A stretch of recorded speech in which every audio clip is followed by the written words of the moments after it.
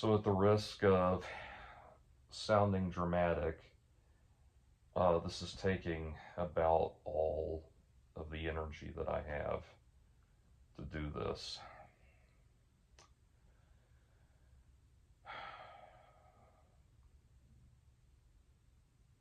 So I'm going to tell you what the last few days have been like. It's now Sunday, the 16th, that I'm doing this.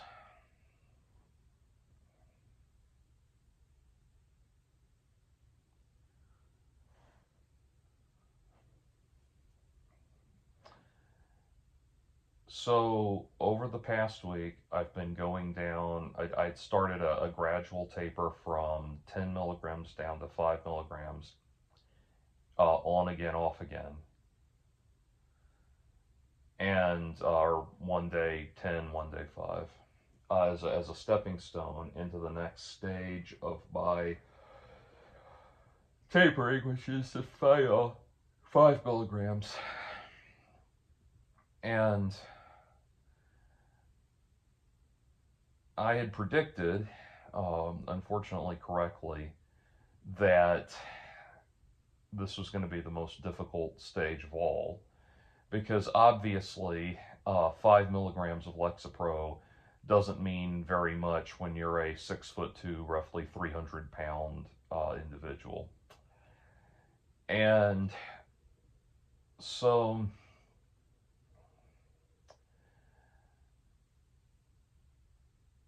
I was off work Thursday, or off work at one of my jobs Thursday and Friday, the one that requires me to go into the office. I had to do a couple of calls for my other job Thursday, and one of those was at 10:30 in the morning, which is probably fairly late in the morning for most people, but for me, my morning usually starts around noon. And so I I got up early and I didn't get as much sleep as I should have, and did the call that I needed to do. And then I decided I would take care of one errand that I had to run, which was that back in January, I had to have work done on my teeth. I had to have a super deep clean done, which ended up costing $1,300, because long story short, my dentist was under the impression that my insurance would not be picking up the bill. And then a couple of weeks ago, I was forced to pay in full. And then a couple of weeks ago, I got a letter in the mail from my insurance carrier explaining explaining what they would and would not be covering from the procedure. What I owed and what they were covering, which was most of it. And so this was a revelation. And so in my mind, as I finally was having time to drive over to the dentist's office and and address this issue, as I'm driving over, in my mind, what is ramping up is that I'm going to get, some idiot receptionist who doesn't know what she's talking about, who can't understand the whole situation. Like they're just going to get lost in the bureaucracy of it, and I'm never going to get my money back. And the insurance people are going to want more money from me that I don't have, and then I'll have to get on the phone with somebody else, and they won't understand it. And being on the phone with corporate bureaucrats is one of, as you know, one of life's great pleasures. And so I was so ramped up by it that I just had to go home and go back to sleep. And woke up later in the day and sent a text message to my dental provider, and they got back to me for the next day and said, "Oh yeah, we received a payment from your insurance company, and we owe you X, Y, and Z reimbursement, and we'll get in touch with you Monday to take care of it." no problem, you know, much ado about nothing. But the intensity was ramping up in my mind. And so I went to bed before the issue had been resolved. I went to bed that night. I'm sorry, Friday night. Um, Sorry, let me bump everything forward one day. I did the message. I did the message today is Sunday. Sorry, I'm a day behind. I did the message on Friday. They got back to me Saturday. So anyway, but that Friday night, so after Thursday, that Friday night, I shit all of the. That's right, all of the. No, all of the call and all of that stuff happened on Friday, and the stuff I just described happened on Friday. I'm not going to go back and do this video again. Like I said, I'm a whole day off on everything. But all of what I just described happened Friday, not Thursday. Long story short, I woke up. One of the sensory issues I have, if it gets too hot in a room, I start getting very, very agitated, and I had forgotten to put on the air conditioning when I went to bed. So I woke up at about, 5 o'clock in the morning, and was very, very agitated. My blood pressure was way up, and I could not calm down, and I was freaking out because I couldn't get back to sleep, and I had to get enough sleep to get up and go into the office Saturday. So I called in sick, which, freaks me out even more because, like, I hate to do that, But I took Saturday and I slept in. And I got up and I didn't get up. I woke up. I laid in bed for a while thinking about, how I was feeling. I finally felt better once I got enough sleep. I was finally okay, but I felt very tense. And so I asked, I was talking to Chat GPT about all of this, and it said, it suggested I go out and go for a walk, and it said, do you think you could walk for 5 minutes and just commit to 5 minutes and nothing else? And I said, sure. And so I drove down. We have a little walking track here at my apartment complex, and it's about, the whole thing is about, if you walk it one time, or sorry, if you walk it 11 times, you've done a mile. So I started walking, and I ended up walking about a mile and a half, which took more than 5 minutes, but that was good. But what I did was, as the intensity started to peak, or started to come in all of this agitation, this sensory overload, I laid into it, I leaned into it, and I put on Mudvayne, the album Lost and Found, which is my favorite Mudvayne album. And, just brutal, just brutal, angry nu metal made me feel so alive. Instead of being overpowered by the shakes and the tension and everything, I was just so energized and feeling so good. And feeling so positive, and I was just flying high, And then after that, I went to the grocery store, listening to Vulgar Display of Power, and went grocery shopping and felt great the whole time. Like I just felt like I didn't feel like I was hyper. I just felt like I had channeled, like I channeled my hate to productive.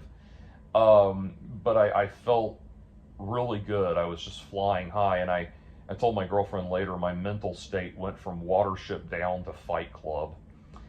And so I was feeling good. My girlfriend came over. I made dinner. She'd already eaten, so I just made dinner for myself, and was feeling pretty good. We started to watch the new Miyazaki, The Boy and the Heron, and got about 30 minutes into it. She couldn't stay awake. She was tired, so she went to bed. And the thing is, down here in Georgia last night, we had tornado weather coming through. And she went to bed, but at 11:45, they announced I got in bed with her, and then at 11:45, they announced a tornado warning for the next 30 minutes, that there was one coming through. And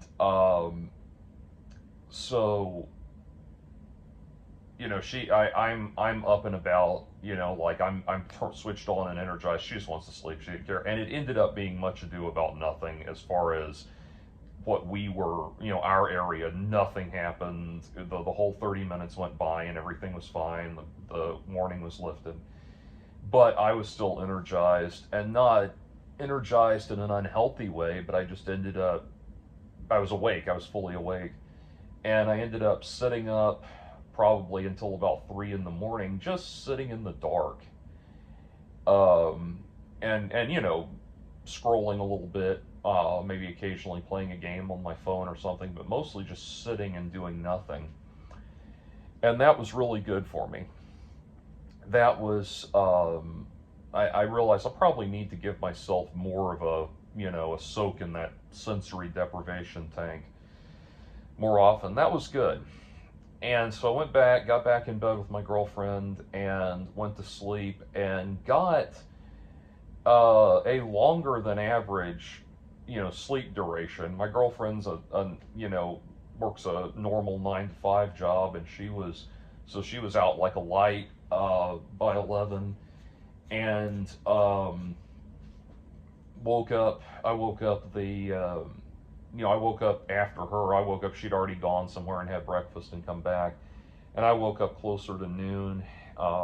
And it was a nice day, so we went out and did some shopping. We went to this place she wanted to go to for some hobby supplies and everything. And then I wanted to go by this bookstore. And while I'm in the store, I'd never been in the store, the fabric store that she was in before. It's not somewhere I go. And so I was cranked up to 10 the whole time. I was so full of jitters that, you know, I mean, that's really all they are. But at the time, when you're, that all it is jitteriness. But at the time, I felt like you feel like you're in a foxhole having, you know, mortar rounds shot at you. I mean, it's just the absolute apex of adrenaline and intensity, as I'm trying to quietly stroll, you know, benignly stroll around a textile store, pushing the cart, you know, while my girlfriend's shopping and everything. And then I said, I got through it okay, and I thought it had peaked. And so I came back, and you know, she said, is there anything you want to do? And I said, well, there's this bookstore. So I went to the bookstore. And I was needing some water really bad. I was getting, you know, and again, that's another thing. I'm constantly pumping the fluids because, whoops, so much so that I propped my phone up on my bottled water. I'm constantly pumping the fluids because one, it's just good for you, and two, because it's a self-soothing thing, which is good because I definitely get my 8 glasses of water a day. Anyway, go in the bookstore, and it was very humid, and in there it was a lot warmer than it was outside. And so I go into the coffee shop and ask them for a glass of water, and the you know, I just asked them for a glass of water. It's free, obviously. And so they won't, you know, they can't just grab a glass, fill it up, and hand it to me. They have to ask me for my name and put it in the sequence of events and everything. And so I'm waiting for my water, and I'm just going to say it this way so I don't re-exacerbate my thoughts. There was a person in there who, while not doing anything inappropriate to me or anything inappropriate at all, their very presence was grating on my nerves, and just was, you know, it was just putting me into another headspace of hell, as far as the feeling of electrical shocks being zapped through my system. I felt like I was hooked up to a car battery. And I'm waiting, and I'm waiting, and I'm waiting, and they had forgotten about it. And you feel bad because you're like, hey, excuse me, I ordered something, but at the same time, it was free. I mean, I don't feel good about complaining about quality of service when it's free. But I finally just said, hey, I need to get out of here. And I probably said that with more anxiety in my voice than I intended. And ironically, it was the person that was putting me on edge who got me the water. So there you go. But anyway, or not got me the water, but got the another person to get me the water. And so I got my drink. I came out, and my girlfriend at this point had, perused the entire store because I've been stuck in there. And I'm trying to enjoy myself. And a bookstore is the place where I should be able to enjoy myself more than just about any other store in the world, even more than a guitar store. Like, I'm a book person, I'm a reader. This is where I thrive. And I was just completely, again, like I'm hooked up to a car battery, man. I mean, I was just felt like I was having massive amounts of electricity pass through my system, and I could not calm down. I told my girlfriend, I said I need to go, and so she, uh, we rang up her orders or her purchases and everything, and we left. And came home, and I took another 5 milligrams. I'd taken 5 milligrams of Lexapro with breakfast, and I made it a point to have a banana for breakfast because those stimulate serotonin production. And I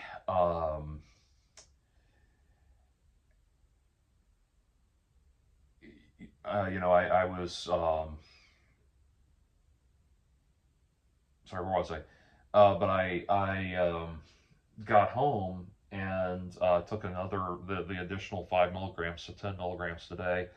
And then, I said I'm gonna go, get in bed. And my girlfriend went out on the back balcony and read for a while, and I lay there in bed, and I eventually just went to, sorry to pick my nose in front of you. I just fell asleep eventually, but it's not a gentle drifting off to sleep. It's a like the battery is circling the drain, and I'm about to just clonk. I'm not peacefully drifting off to sleep. I'm running off my energy at such a high rate that I just kind of eventually. And I went to sleep, and I had weird dreams that I don't remember, and that I'm glad I don't remember. And my girlfriend came in, and I was still I was still shaking, and just my legs, especially my leg muscles were so stiff. It was a wonder I could get up and go use the bathroom. But I was laying in bed, and this was, just a few hours ago, and I was just shaking, just full of this electricity, like this, the entire time. And she just lay here in bed with me and held my hand and everything. And I sent a message, by the way. When I got home, I sent a message to my doctor too. I'm not just relying totally on ChatGPT, but I sent a message to my doctor saying, this is the issues I'm dealing with and everything. And and I asked ChatGPT. I said, well, how do I know? ChatGPT, I told it what was going on, and it said, ground yourself, keep reminding yourself you've been through things like this before, and you've always come out okay, and you're going to come out from this one okay again. And it is very good at helping you along with that. And also, if it gives you medical advice, you can say, give me your citation on that. Like, where are you getting that information? So it can go pull up, what it's actually looking at, so it's not just hallucinating. But anyway, it said, ask yourself, said, check your temperature. My temperature was fine. It said, are you able to, because I was wondering, I said, like, am I going into shock or something? There's something called serotonin shock, or I believe it's called serotonin shock. But anyway, I was worried about that, and it said, well, is your temperature okay? My temperature was fine. And then it said, are you able to think clearly despite what's going on? And my girlfriend said, name 5 bands with animals in them. And I said, well, the Animals, the Beatles, the Turtles, the Spiders, and Echo and the Bunnymen. Okay, there you go. And I told ChatGPT we just done that, and it said, well, you know, you wouldn't be able to, if you were in shock, if you were having like a heart attack, stroke, you know, severe things like that, you wouldn't be able to do what you just did. And so my girlfriend, God bless her, sat here with me, and she sat here with me and talked me through it all. And we kept doing name 5 different things, you know, of any, you know, anything. Like we tried, you know, 5 breakfast cereals with marshmallows and, you know, everything we could think of. And, you know, I was able to do it. And so that eventually calmed me down enough, and we, you know, spent some time together and talked and everything. And finally she had to go. It's a 2-hour drive back to her house. And so she had to jet, and she did. And we you know, I need to check and make sure she got home okay. But I took you know, I got back in bed, and I haven't was able to get out of bed and go see her off, go out to the parking lot and see her off and everything. I came and got back in bed, and I've been here ever since. I haven't gone back to sleep, but I've just been playing, you know, playing like find the object games on my tablet and listening to comforting videos and all that. And I'm having to realize that one of the things I've got to do is really shut out a lot of the stuff that's going on in the world. And you know, I'm very, very worried, for example, that about Trump cutting Social Security and Medicare and all of that, because that's what my parents rely on, and I'm very, very worried about that, and you know, very worried about them. And so that's been a huge, huge thing in my mind, and so many other things like that, that I realize I'm spreading my mental energy way too thin. I need to force myself to focus on the here and now. And the sad thing, not to go political with this, but the sad thing with Donald Trump is you don't feel like you never truly feel comfortable taking your eye off of him, you know. And I've got to do that. I had a video that I was going to make, and I'll tell you, I had a video I tried to make this week that I couldn't make because I was going to make, you know, I had seen the video, someone shared it with me, the video of Andrew Tate beating up a 14-year-old girl when he himself was 25. And if you haven't seen it, you're better off not watching it. It's the most horrific thing you can possibly imagine. But anyway, it's been making the rounds on Twitter and everything else. And don't ask me to link it to you or show it to you. I'm not going to. Just you go find it yourself if you need to torture yourself that way. But I sat down, and this was Thursday night. I sat down and started to try to make that video commenting on it, and I got so much, understandably so. I mean, this is a totally correct time when you should want to, you know, jump in and, you know, if you saw that happening in front of you, want to jump in and intervene to save the poor girl. But anyway, I started to try to make the video, and everything got so intense that I had to stop. I got so intense I could barely keep my thoughts straight. And it's funny, as I say that, I talked to ChatGPT about it, and I thought it was funny. It said, well, first of all, this is what it said, direct quote, it said, Andrew Tate is a parasite, and you can't let him take up too much of your thought process. And I thought that was interesting that, you know, ChatGPT, that does not have opinions in the way that human beings have opinions. What it's doing is it has instantaneous access to all of the available public knowledge about a subject, and it's formulating an opinion based on that. And its opinion what its opinion based on the whole entirety of knowledge about Andrew Tate is that he's a parasite. Like that. But anyway, and so I bring all of that up to say one thing I'm going to have to do probably for the foreseeable future is not do a lot of commentary videos right now. I might talk about more benign things like, things related to art and movies and music and all of that. But like the political commentary stuff and everything, for my own sake, I need to get out of it. I mean, if you've gotten to my tiny corner of the internet and haven't figured out that Donald Trump sucks, oh, my girlfriend just texted. She got back. Okay, good. And you haven't figured out that Donald Trump sucks, then I don't think there's very much I can do to help you.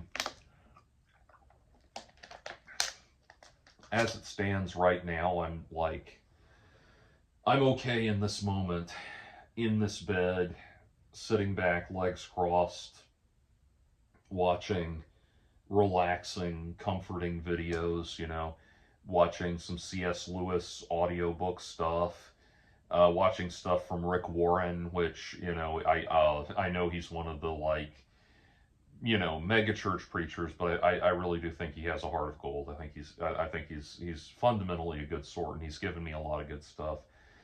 But trying to watch comforting videos like that, I feel okay right now, but the thought of just, I need to go get food or get dinner, get ingredients for dinner. I think I'm going to have baked chicken, and or just, is it baked when I don't know what you call it when I make it, but I make chicken, like chicken and green peas and macaroni and cheese. What I'm going to have, real basic meal. And I'm debating whether or not I want to make myself go to the grocery store, which is right up the road and would take me 15 minutes. But am I going to be able to put myself through that? Or would it be easier to do Instacart? That's where my head is at right now. Anyway, I'm glad I did this. I'm glad I got through this video. It's just a careful one step at a time sort of thing. And I don't know what the future holds for this tapering process. My girlfriend and I have our vacation coming up at the very end of the tapering process, and it might be that I have to just stay on the medication through the vacation, so that I'm not experiencing something even worse while we're on the vacation. Because as it stands, my tapering process ends like a day before I go on the vacation. And so I could hit rock bottom while I'm in another town, or another city and all of that. So that's where I'm at. Anyway, I really do appreciate the support that I've gotten from everybody. You have no idea how grateful I am to be able to just lay here and make this video and do this commentary, this journal entry, as it were. But, I swear, Lexapro is a motherfucker like you can't even imagine.